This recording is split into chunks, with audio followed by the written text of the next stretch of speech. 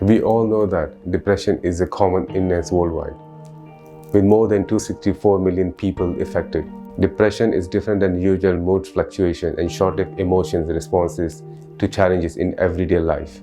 We can start with some simple productive rules. Try to stop all the things prohibited by your religion. Stable your routine. No late sleeping. Waking up early in the morning might be easier for you, breaking the cycle of the sins. If you have missed the morning prayer, do not be sad over it. Do not let Satan to miss other prayers. Never lose hope in Allah's mercy.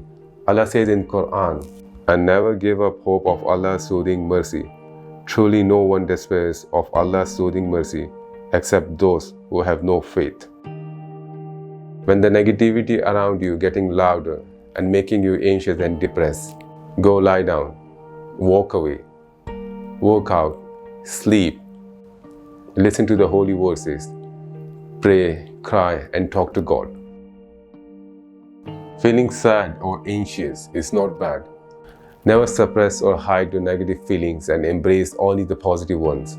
We need to accept the negative feelings and try to get over them. Surely we can overcome anxiety and depression with a stronger willpower.